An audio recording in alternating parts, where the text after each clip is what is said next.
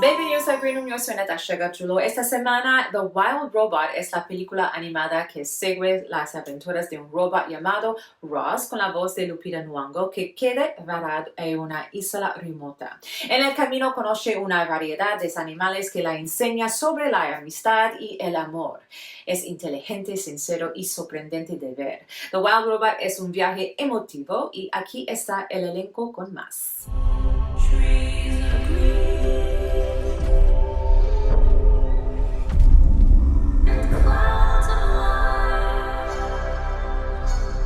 The Wild Robot is about a robot, as the name would suggest, who has found herself on this island and doesn't really know what her purpose is, and then finds a young gosling and kind of finds a bit of a family on this island, and that quickly becomes her purpose. Processing language.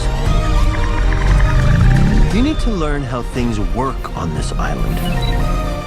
Taken by it because it has just such a genuinely human-centric message that is delivered through the story of a robot, you know, and I just thought that was such an interesting way to get us to see ourselves more clearer. Here is Mother now. I do not have the programming. No one does. It needs to swim and fly. The beautiful thing about animation is that there's nothing there by chance. Nothing on the screen is there by chance, and no sound or voice or bit of dialogue is there by chance. Every second of it is thought out by people who are doing beautiful work and really care about what they're doing. You try and prepare as much as you can. I read the full book, all 279 pages, and then I read the script, which captures the essence without being, rote for rote duplication of the story. But here I had a real advantage because they had several sequences finished, so I could actually see what the movie's going to look like. Not easy to find.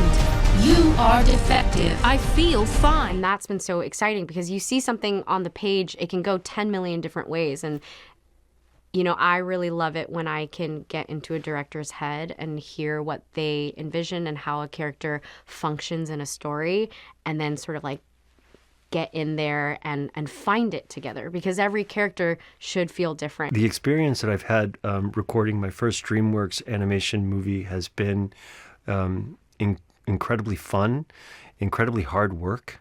I've always had an inkling how much work goes into these kinds of experiences. It's no surprise, but I still am fascinated about how much goes into it from so many different levels, both technically and creatively and physically.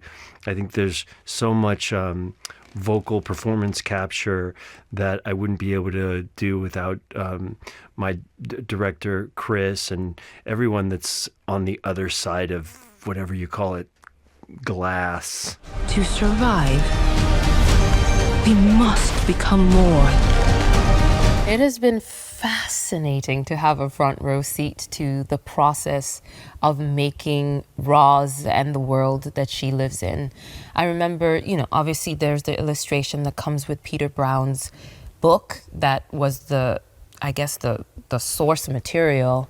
But then there was all the interpretations from pencil sketches and then adding color and dimension and texture and scale that has come through the years, and to see the final version of Roz in the film as three-dimensional as you can possibly get with a two-dimensional medium, it's been so fascinating.